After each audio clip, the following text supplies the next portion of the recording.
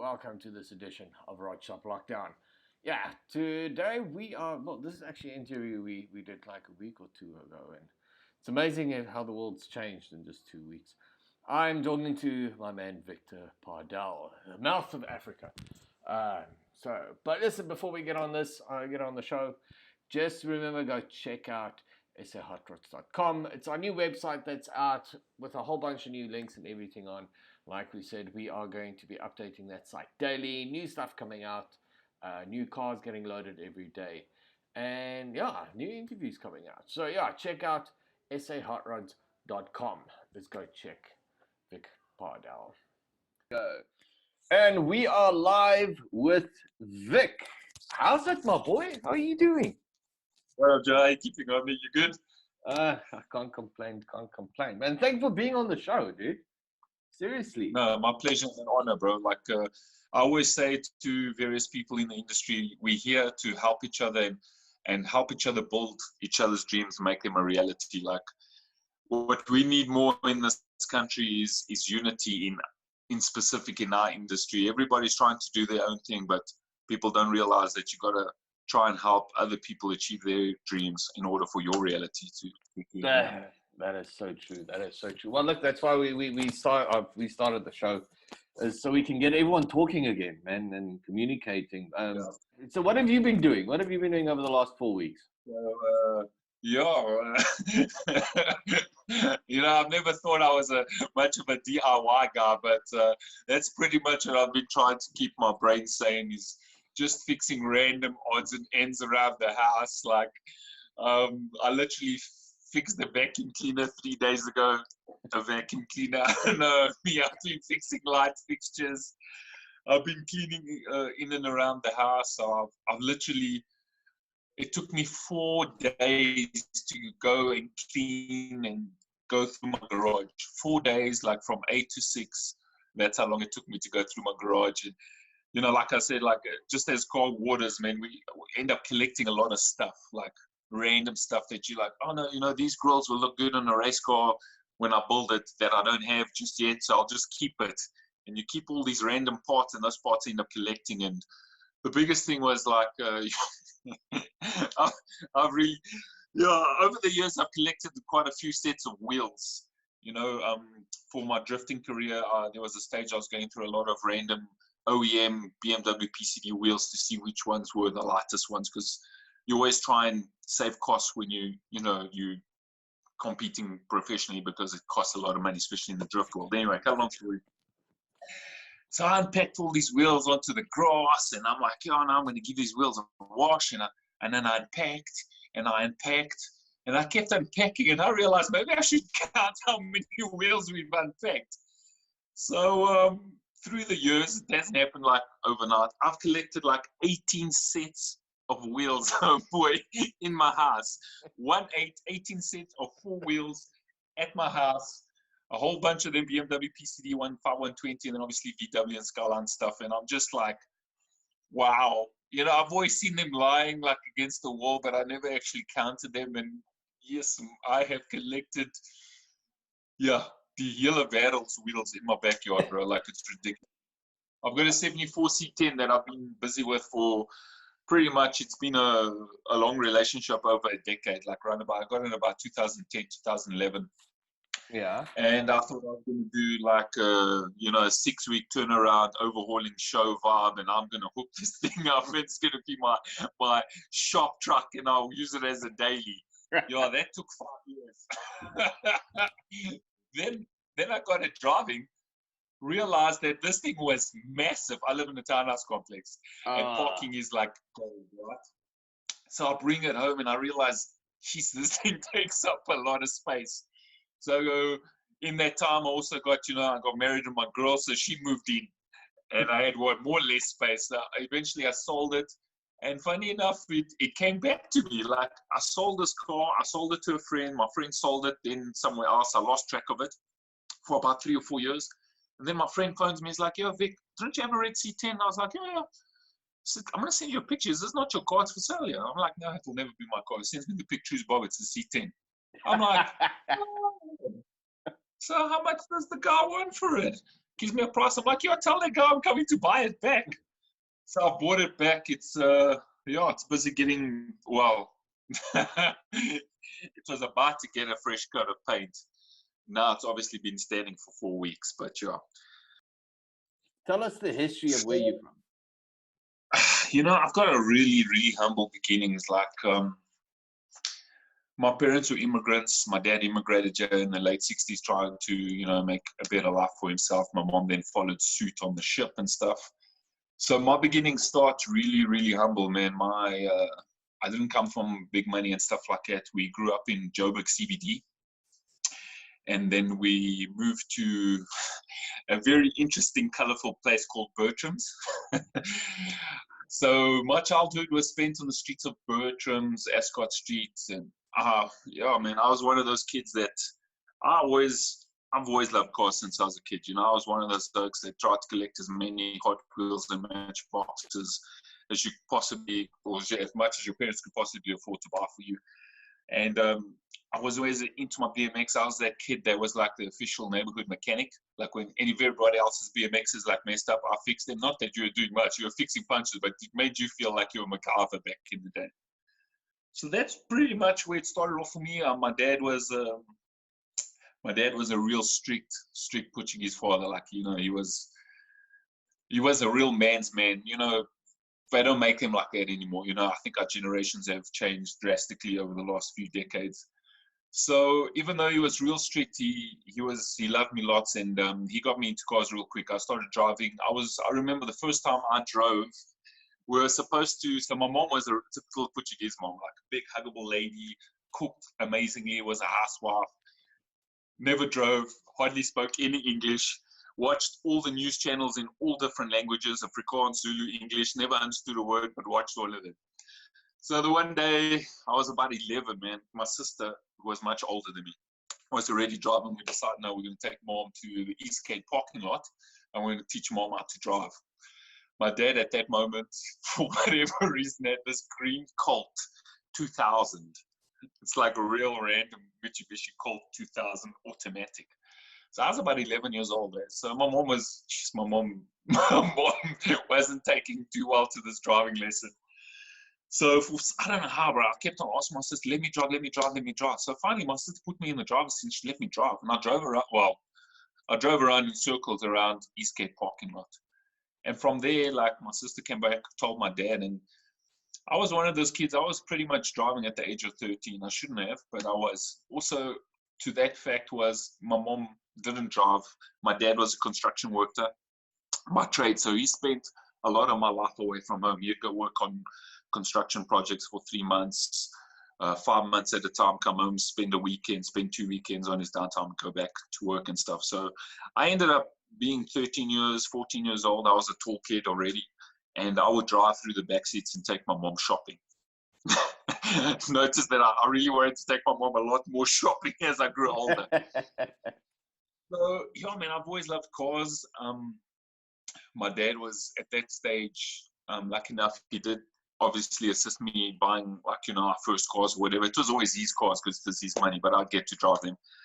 So I was driving well before the age of 17, obviously as responsible as you do, I drive the back streets, but obviously, if I ever got a chance to do anything, I did it properly, and I did it with a whole bunch of friends watching me. So yeah, then my dad got a helping hand in life. We moved to the south of Joburg. I moved to Xavier Street. It's close to Gold Reef City, and that's where I pretty much grew up my teenage years and stuff from high school. And I pretty much stayed a South boy since then, man. For my career, I started this these informal gatherings on a Wednesday night called Southside Crew. And I was already about 17. I was already had my learners. I was driving. Back then I had a Golf MK2 GTI 8 valve, and that was the car. So we'd obviously get together and see whose cars were the fastest. And this happened on a Wednesday, and this happened for about 2 years. We'd get together, and obviously grew really quickly. The South youth are like a tight-knit family, so it grew really quick. And obviously support everybody other's meetings. On the Sundays, there were informal meetings in Maritzburg. And my friend, who now is my best friend, Dawud, used to run those on the west side. And funny enough, like, yeah, by then we were about 19. I was about 19, 20. And we came from very different backgrounds, myself and Dad. You know, I was a Roman Catholic kid. He was a Muslim kid. And even though our backgrounds were so different, our inner, like, goals and pillars representing life were so similar. And we became really, really close, especially over drag racing and stuff. And yeah, he basically said, listen, I want to join Sasa Crew. And I was like, yeah, man, let's do this. And we've been 50-50 partners ever since. So then we ran Sasa Crew basically on the streets for a long time, doing our own car shows and stuff. All, like, you know, young kids, bro, enthusiastic, a lot of passion, you know, ride or die kind of vibe, you know, it's that late, like, you know, 90s, 2000 mentalities where, you know, hip hop's in your head, you ride or die. And we ran this, and then in 2002, 2003, Peter Lindenberg and his partners got some money together and they bought Gosforth Park. And they were going to build this awesome racetrack, which was in our backyard. And somehow, I don't know how, but someone recommended that we have a meeting. So obviously Peter Lindenberg, if you know anything about Peter Lindenberg, he's a straight guy. He's a straight shooter. You know, he doesn't like fiddle around the bush in any way. So we had this meeting. We were like super, super young. And we're like, well, you know, this is what we do. This is how many members we have. We were strong back then. We were like, you know, we'd like attract people of about 400 to 500 people, members-wise or whatever. So it's like, look, you know, I want to assist you guys best I can. Obviously, he was, you know, business-orientated. We didn't even know the business aspect of motorsport in this country at all. So I'll never forget. He's like, okay, you know, I'll give this thing a try. I'll give you a legal safe home, which is what we wanted. Because at the end, the illegal drag is not about like breaking laws or anything like that. It's just about, you know, finding the street and following your passion and cost you nothing, right? So Peter came on board, and but he was like, he gave us the opportunity, but he was like, this ain't gonna work. You know, he's gonna do the good deed. So he's like, if you get, I'll never forget, let me try and see the number. He says, if you get 400, you'll never get more than 400 cars. Because our thing was, you could come in the car, be to super cheap. We made it as affordable as possible just to cover the overheads of the night. It was 20 Rand per car. But you could come with 4 of your homies. You know, it doesn't matter. As long as each car that goes to is $20. So I'll never forget it. Peter says, you'll never get more than 400 people, 400 cars in this place. And obviously we were young and stuff, but he was quite stern. He's like, you'll never do it. Joe, I promise you, the third week, we had, I think, about 680 cars go through the gate. What? And that was the beginning of an awesome symbiotic relationship we had with Peter as well as West Bank Raceway. I'll get into that a bit, but it started there. It started on a Wednesday night, Sasa Crew, and it was also the beginning of my professional motorsports career in this motorsports realm from a business point of view. Because back then we were just, you know, we're doing it for love and passion, and, you know, repping Sasa Crew, so South all day. So yeah, we started running these Sasa Crew events on a Wednesday night. And at first, you know, I think Peter and Jan Johnson was also a part of it, was doing it more of a labor of love, and also, you know, in all honesty, trying to get the kids off the street, which is the right thing to do. And it became like super successful. Like in 3 months, we were averaging, by our third month, we were averaging in numbers of people, we're averaging between 8,000 to 12,000 people on a Wednesday night, before social media, before WhatsApp, before Mix It, before Facebook, before alles. Just word of mouth. So then we started this journey with West Bank Raceway, and a big shout out to Peter and Jan Johnson. They, you know, Peter, he's a straight guy, but I've got to give him props. He was basically my father figure when it came to motorsport.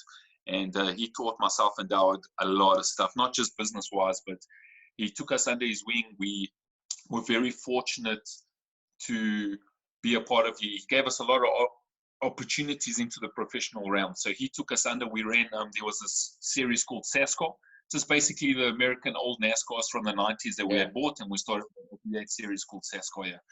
And he gave us the opportunity. We were the development squad, and me, myself, and Dowd shared a car. It was Magesh and Dava, the spinner. He also got an opportunity. Cindy, a beautiful female racer. That girl could pedal, bro. She had mad history. Her mother used to race back in, I think, to Zambia or Zimbabwe. And Ishmael Boogeyman, who still races today. And that was our development squad. And yeah, bro, that's pretty much where my career started as Victor Pardal, the MC. You know, I used to do it all the time on the street, and now someone gave me a mic and said, "Yo, you know, this is my thing. Let's do this." Yeah. So we had a DJ Bubbles. He was always, I've worked with him for many years. He was my DJ, and he provided the sounds, and I was on the mic, and I was introducing all my friends, all my homies that I knew. You know, it wasn't random. It's just people I knew. I was like, "Yo, give it up." Back then, Yaku, may his soul rest in peace, used to come through. Always had super fast golfs. Paul van Niekerk from Turbo Tricks. Alex Fernandez used to have a super quick VW Golf. Turbocharged M3s from Dino. Boetie Butler back then had a multi-valve 4-cylinder in the E30. And all these others were just coming through and racing. And that's where Sasa Crew really grew in numbers, because it just became the most.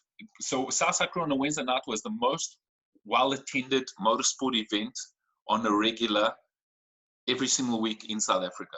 So when it came to summertime, we picked numbers of about 16,000 every Wednesday. Wow. 16,000 unique people. Obviously, the cars, I can't remember the car figures. The car figures were well over, I think, 4,000 to 4,500 cars on a Wednesday, bro. And it just became such a cool spot because it was just a place where people would go. You wouldn't have to phone anybody.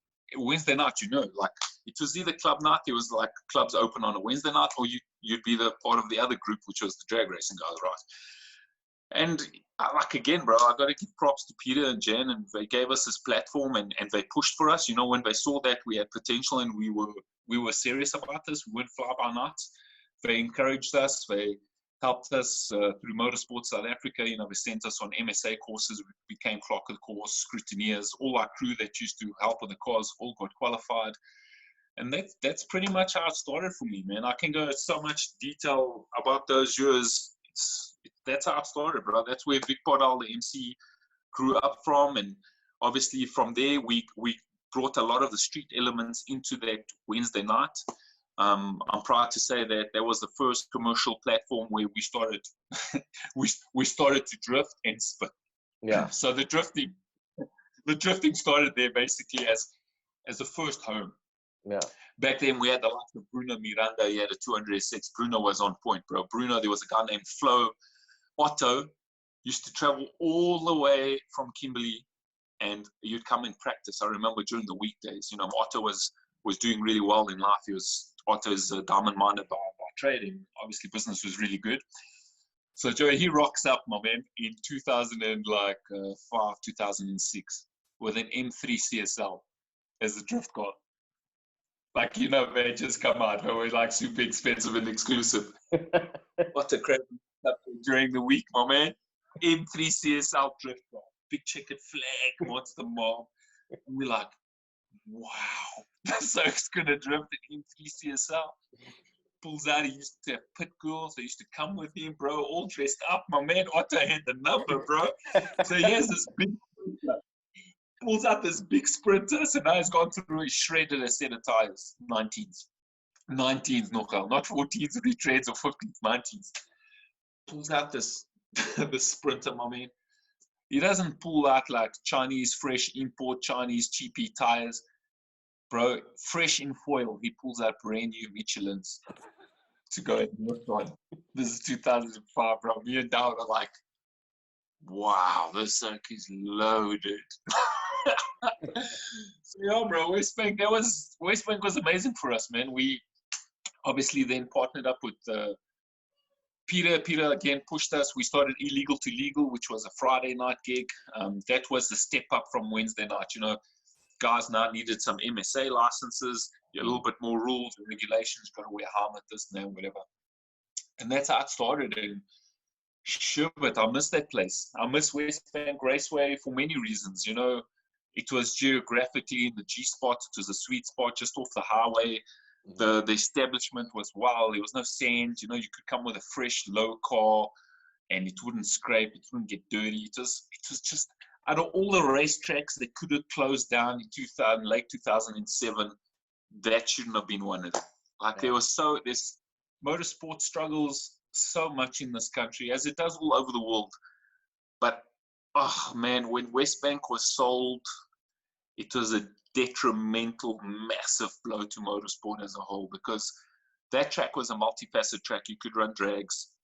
We ran nationals there, sharing it with Tolton, tri-oval, big circuit, small oval.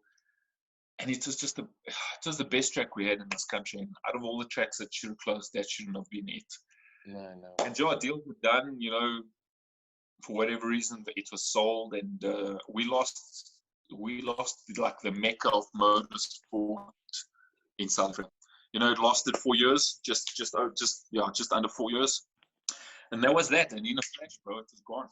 You know, all our hard work, all our efforts, all our success, all our stories. You know, the Star newspaper, man, they really supported us back then. Sorry, the Citizen newspaper would come and give us really good write-ups, interview some of the racers, talk about their backgrounds, you know, just good stories, man. And we had great success, bro. It was a great period in my life. You know, it was a great track. I learned more about the long track, about circuit racing, about oval track racing. I had an opportunity to race a full, basically old school NASCAR. It was a South African SASCAR. And I had great support, and it was just a good era in my life, and not just my life personally, but in South African motorsport. And it was just such a major loss when that place closed down. Like, you know, Joe, you've seen the facilities we left with from a motorsport point of view.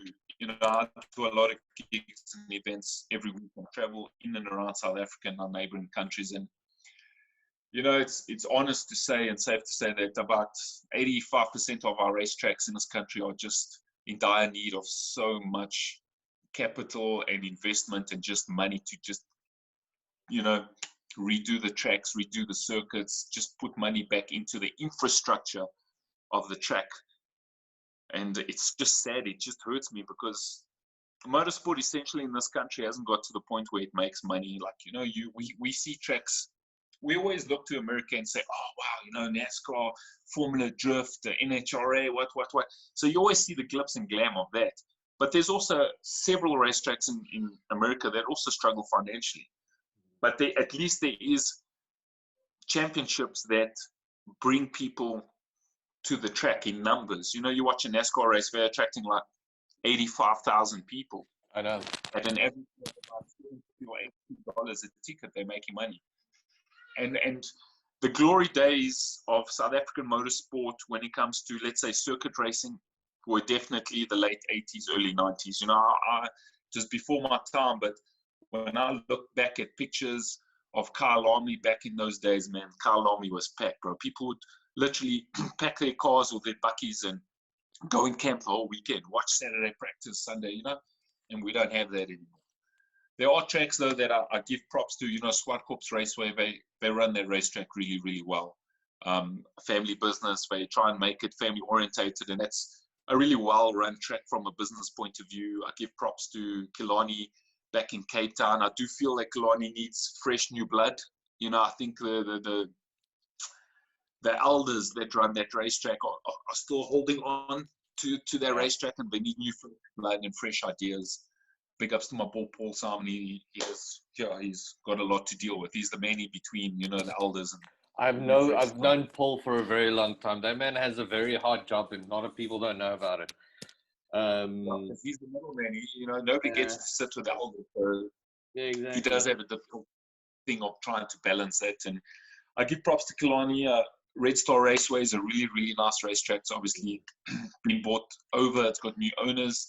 But they also, you know, they decided to keep the track and they're looking to improve. So there are a few racetracks that are like doing the best they can. I do feel like a racetrack like Pekisa Pakistan should have never been built in the middle of nowhere, bro. Yeah. You know, no disrespect to anybody who's passionate about the racetrack. It's a great racetrack. It's an awesome racetrack. It was just built way too far from the epicenter of business. Yeah. You know, I feel Pakistan was built closer to like Durban or Joburg. Joburg's already got a few tracks in our neighborhood, but like, let's say if a great track like that was built close to Durban, it would do so well. A big shout out to Desi when we were talking about KZN. Desi Raceway, you know, it's manned by one owner, so he doesn't have to put up with anybody. It's his way or no way, and people respect that, you know.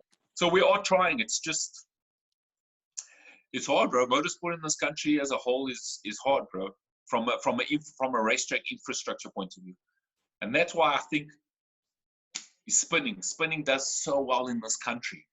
It's the, bro, I won't lie to you, it's the best well-attended motorsport in this country, hands down, all day, every day, because it's able to be carried out or performed anywhere, as long as there's an open parking lot and they put the safety structures in place. It's able to, you can have a spinning event. You don't need a racetrack. You don't need this and that and whatever. And that's why I think it's one of the contributing reasons it does so well. Check Australia, the summer nats that they run on that side. Okay, look, that's a different level. The burnout section. I mean, that's a different level. So it's spinning. You know, people try and compare spinning to a lot of things. What's spinning so unique to South Africa is that it's 100% South African. It's Ikasi grown. It didn't have no input from anywhere else in the world. So the burnouts in Australia are like insane, but it's all about mad horsepower. It's like you've seen the big V8s. You know, it's V8 land there, and it's ridiculous horsepower. Those cars always pushing close. The 1,000 horsepower is the medium, but either making 800 horsepower, 1,000 or 1,000 plus. So the 1,000, they basically will make 1,000 horsepower, which is 730 or 43 kilowatts or something. It's ridiculous, bro. Our spin cars, the big spin cars, the strong spin cars make like 160 kilowatts. What? The 2.9, 160 kilowatts. The 2.9 M20 conversions make about 160 kilowatts. They make about 200 horsepower. The Lexus V8s, the strong Lexus V8 will make 160. The one with the compression going down makes 150 something. So our spinning is much more trick and flair and entertainment based.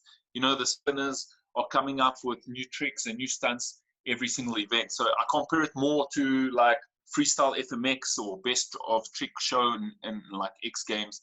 And that's where I compare it more. I see now. So this is the thing. So I'm really passionate about spinning.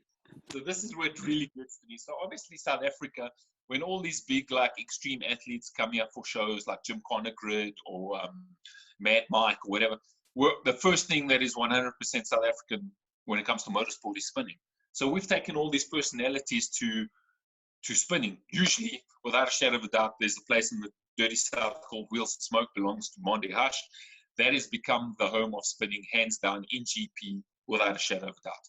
That man hustled, got a piece of ground, he built it by his own funds, and now every Thursday, but it's on. Like, Oaks come and try and make a name for themselves on that pitch. So we bring all these athletes, Ken Block, Brian Scott, his partner from Hoonigan, Mad Mike, all the guys over here from Jim Connor. We're like, yo, let's show you what Africa's all about. Let's show you how we do this. So we went and showed them Wheels and Smoke. So what does Ken Block and Brian Scott do? Basically, wow, this is something we can take back to the States. Go back, fly over States, and what do they open up? The burn yard. The burn yard is exactly what spinning is. That is exactly where they got that from, South Africa. And now it's grinding me because I'm sitting back in South Africa. I'm like, these American mofos taking our stupid and trying to exploit our land and exploit our talent. So I catch Brian Scott at SEMA last year. So for people who don't know, Brian Scott is basically Ken Block's partner, and they are the guys that basically run Hoonigan, right? Yeah. So I catch Brian Scott. I'm like, yo, homie, how you doing, right? I don't know if you remember me. My name is Vic. We met at, yeah. So I tell him straight, I'm like, so I see you took our idea and brought it back to America. He's like, no, we just wanted to do something different, this and that. I was like, yeah. I was like, so how about you bring some of our South African spinners and, let us come to the burn, because that's pretty much where the idea came from.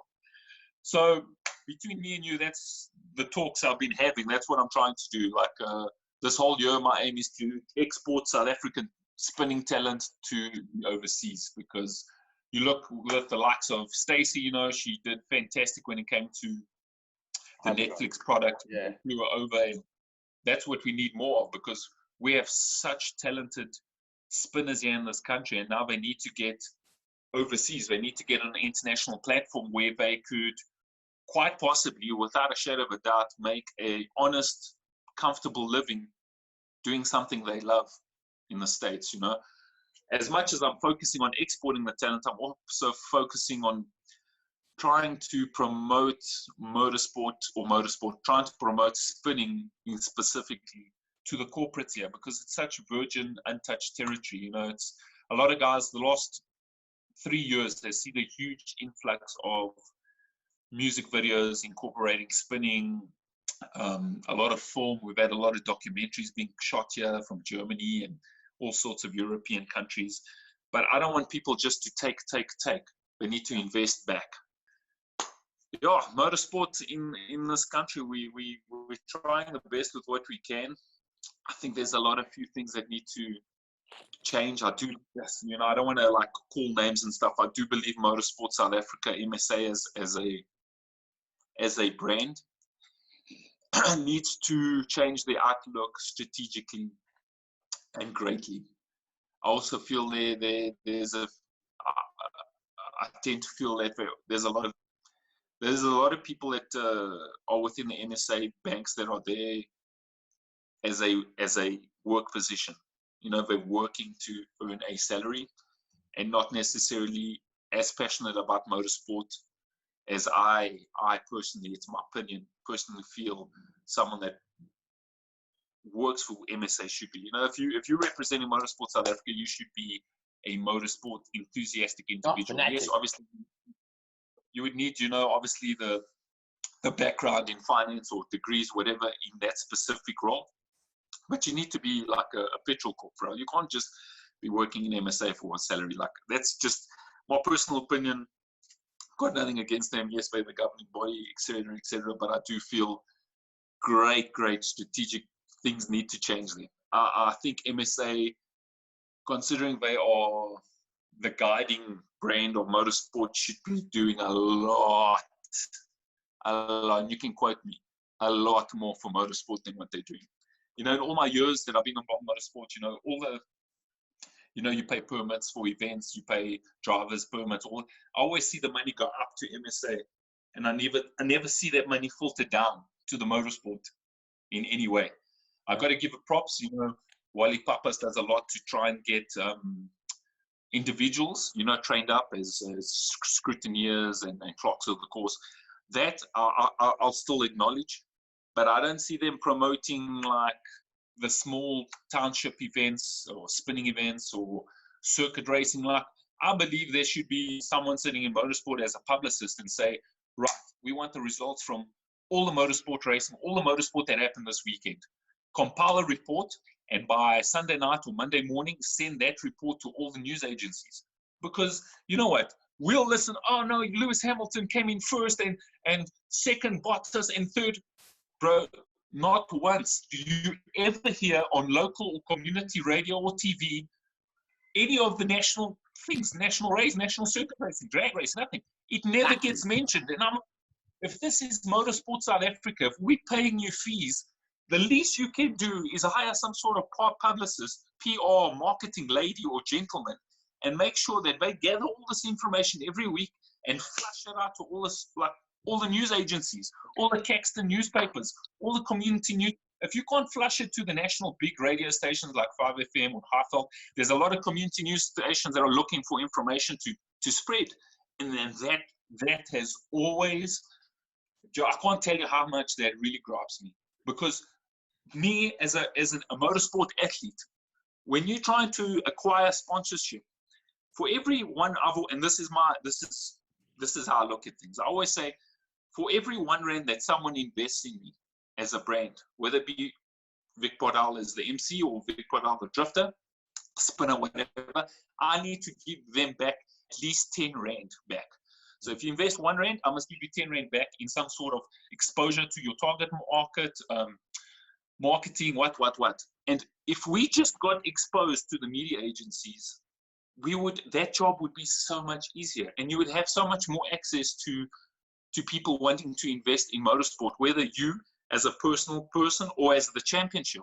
But nothing gets done. And I'm like, what is MSA? Then surely MSA, who's a guiding body member, should be doing that for motorsport as a whole. We had Mikey on the show the other day, and we were talking about the same thing, but we're talking on the fact that we're struggling to find sponsorship, and we're struggling to get everything. But in the US and all the other countries, there is the TV stations and everybody buy rights into the show. They promote the events. You can get a sponsor because that motoring event goes on TV and so many thousand people go watch it. In South Africa, we have to fit the bill. We have to pay the channel to put our racing on. No offense, what the fuck?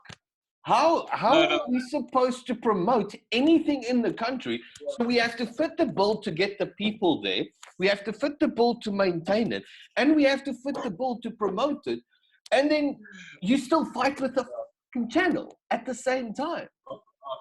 Yeah, I feel your pain there. So for the beautiful people that are watching, that is like a very rare occurrence. Everywhere elsewhere in the world, it's the other way. So you as a content production person or a producer, you come up with, let's say, the Super Drift series. You're talking about Mikey Skelton, right? Yeah. So let's say Super Drift. So Mikey goes to a channel, let's say Channel A, and says, listen, I've got this content. It's a 13 episode, it's a national series. It's got so many interested individuals, this and that, whatever. And in everywhere else in the world, especially in the States, you would say, all right, you as a producer, it costs you maybe 1.2 million rand to produce a really successful mini 24-minute. So it's like wheeler and dealer.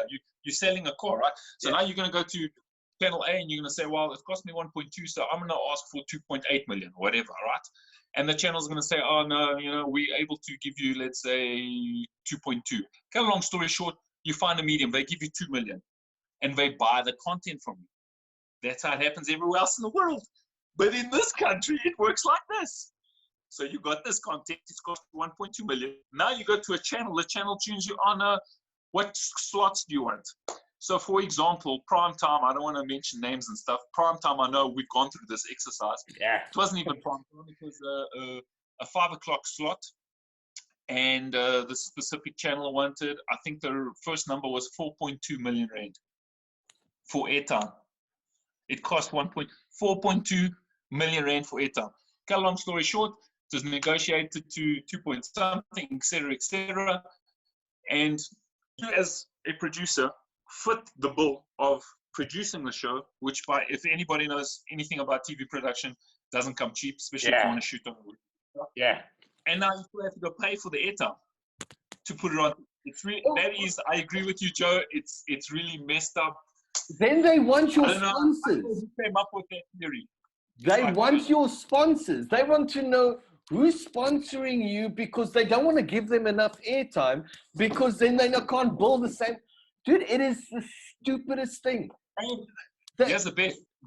The commercials in between your show don't belong to you. No, you do not make money off that.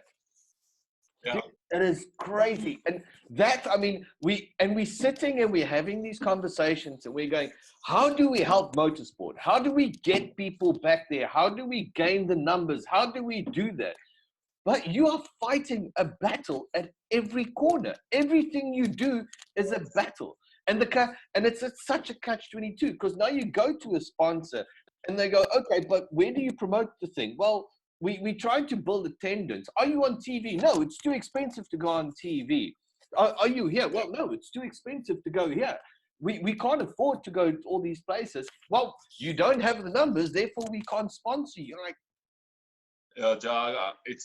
and that's why motorsport is in the state that it is, because for something to run smoothly, you got to have a full circle. It's got to feed. Everybody feeds off each other. And in this country, it just doesn't work like that. And that's why it's so difficult and it's so frustrating for a promoter, whether you're running a small championship or a national championship. You know, I once sat with Mikey. We had a meeting. I'll never forget. We had a really serious meeting, but I'll never forget. He said to me that specific year that he had knocked. I think I'm not. You know, I stand to be corrected, but it was something like he had knocked on 89 or 90 doors. In other words, he told me he had meetings with about 90 sponsors to try and acquire sponsorship for the Super Drift Championship in that specific year. And I think he only had, let's say, I don't want to say success, but he only had good positive feedback from 3.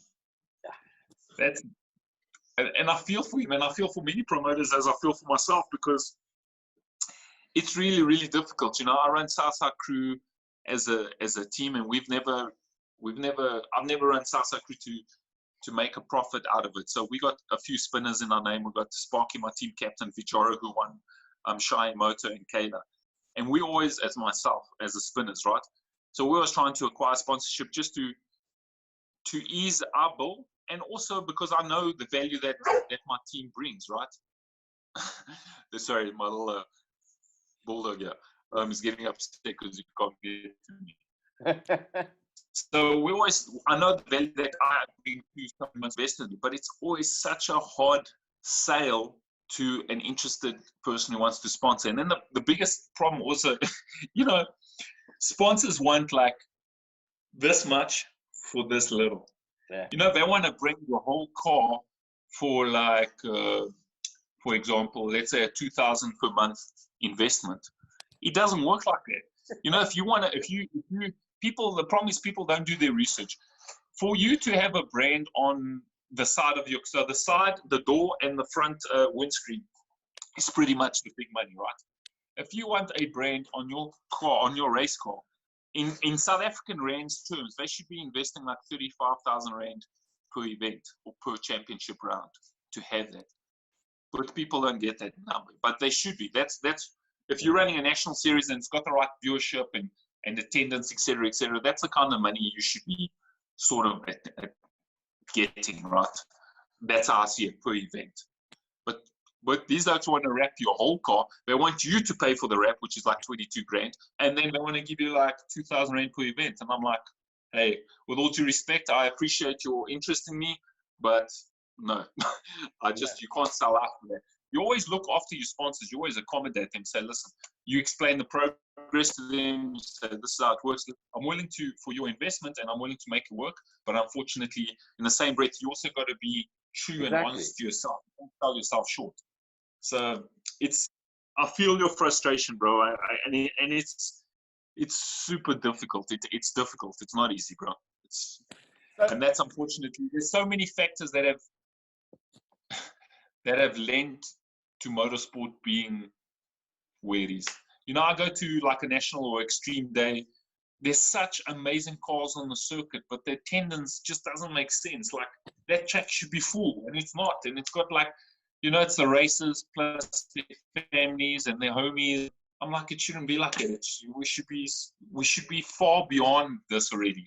Yeah, where's the people, dude? That's the question. Where's the people?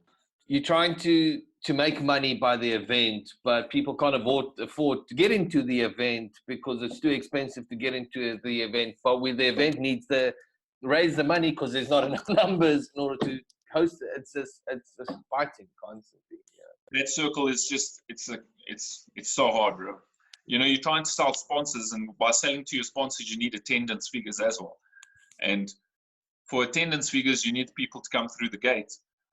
Then people, like a lot of participants, you know, the first thing like the promoter will hear is, oh, but you didn't advertise it properly. That's why there's no people in the stands. And then you go, okay, well, to advertise, and I'm going to say this on air, like Facebook does not solve your marketing requirements. No. Like by you posting on Facebook, it does not solve your marketing or advertising requirements for any event. I say it again. You got to spend some money, you know.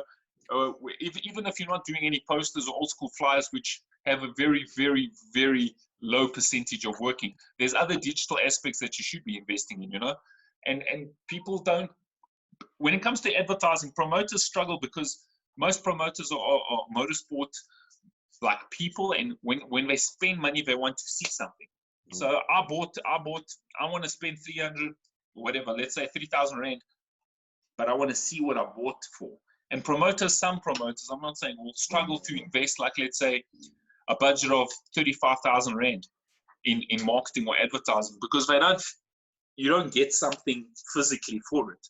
But what they don't realize, that contributes to the people coming to your event, which pay the gate, which helps you to make an honest profit. And there's absolutely no sin or wrong in a promoter making an honest profit off an event. If anybody's got a problem with promoters making a profit at an event, well, then you clearly don't know anything about business ethics, especially in local.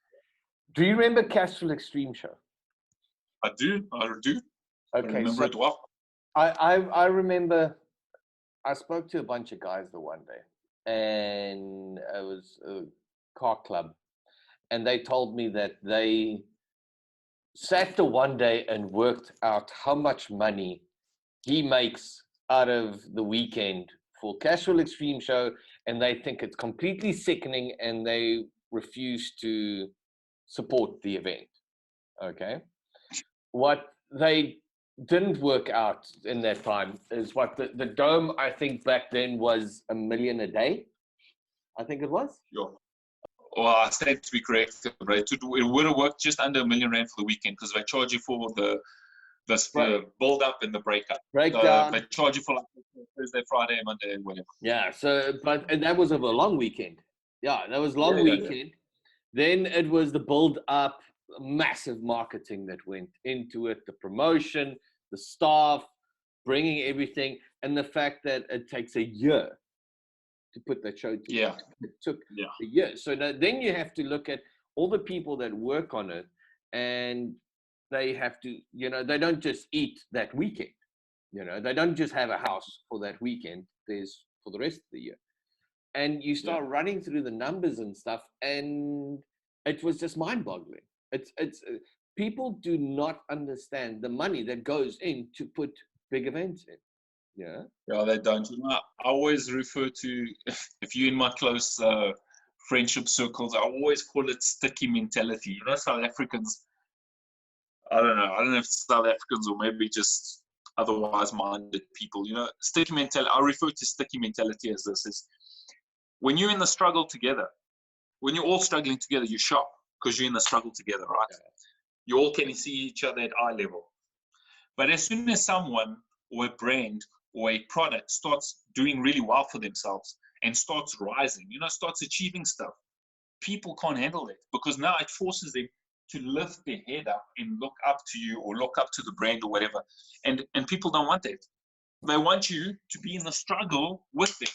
So instead of uplifting you and raising you higher or supporting you and helping you achieve even more, in doing so, that brand or product or person is also bringing you up with them. No, sticky mentality. They'll drag them down. You must be in the struggle, Baba. You must be in the fight. And I don't understand that. I don't know why people do that. But Castrol show, Speed and Sound also had an expo very, very similar based to the Castrol. Everybody tries to replicate the SEMA show, so to speak, right? And everybody's like, oh, Annie and Joel made this and that and whatever. And I'm like, but it doesn't work like it. You don't realize how much money goes into something. All events I do, all people do is, how many people do you think are there? Oh, there's 1,000 people. Oh, 1,000 times 80 rand. Boom, boom, boom. Bro, no, I had to pay Jock, who's also become a good money maker. I had to pay the fire brigade 4,000 rand to come and sign off my fire extinguishers. I had to pay for this permit. I had to pay MSA for this. I had to pay for this and what? No sense of how much it contributes. And again, I've been blessed to travel overseas. Obviously, I've been to a few international events, drifting, SEMA show, this, that, and whatever. And we have so much more potential. I truly believe we've got so much more car guys or enthusiasts per square kilometer than anywhere else in the world.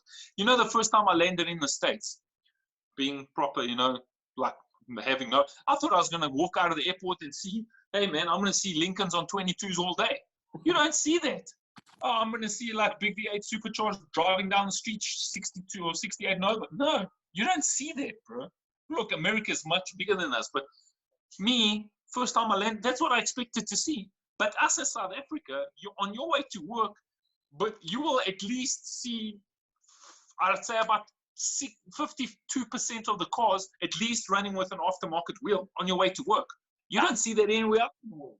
Yeah. Because Africa also gets away with a lot.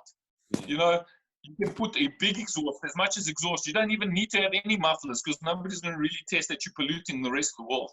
Everywhere else in the world, you know, you're not going to get away with that. So I do believe we have much more car enthusiasts per square kilometer than anywhere else in the world. So in saying that, surely we should have some of the most like successful events, car shows, car championships in the world. But it doesn't work like it. And I'm like, well, where can we fix the flow of the circle? Yeah. Because the flow of the circle is not working anymore. It needs to be repaired so that it can go smooth again. And it's an uphill battle because no one man, nor no one brand or company can do it by themselves. You have to have the support of the whole community as a motorsport or a car community in our country. And it's hard, bro, because everybody's pulling and tugging in their own direction. Again, I started this interview like I'm all up about supporting and helping and pushing other people to help achieve their dreams and turn those dreams into reality. Because by doing so, it comes back to me somehow in the sense of when our event needs promotion or our people need help or repair with cars, whatever, you know, you got to keep the circle flowing. And people just, such a uphill battle in this beautiful country of ours. Dude, it's been an absolute pleasure talking to you. Like, seriously. Oh, thanks, bro. I appreciate the invitation. I'm very honored, and I wish you continued success. I think we're all in a very difficult stage of our lives. You know, my thing, if you ever follow me on social media, it's just keep pushing, bro. Hashtag keep all pushing. The time, you know, bro. Even if you're moving in small steps, bro, you're still moving forward. Even if that step is only a 5 centimeter as opposed to a meter, you're still moving forward. And that's what I encourage everybody to do. I know everybody's going through difficult times. Some people even worse than us. Some people a little bit lighter. But keep your faith. Spend time. You know, one thing I can take from this experience, Joe, is that, and I said this about 2 weeks ago, my weekends are my work days. So I'm always away from my home. And I've got to spend a lot of time with my girl, bro. You know, I've spent more time with my girl in these last 4 weeks than I've spent with her in a long, long time. Because, yeah, we live together Monday to Friday and stuff, but that, you know, you eat, you have breakfast. You know, life kind of just carries on by itself, you know. Even though you're in the same house, in the same household, it's very different. You learn to appreciate the people that you have in your life a little bit more. You get to have a lot more thoughts and that's what I'm taking away from this. Like I said, bro, I got a little bambino coming in the next 2 months. God bless me. Good luck with that, my bro. Thank you, and good luck to you. I know you're a little daddy. Yeah, I was talking to you the day my boy was born, man. We were talking just before we went in, man.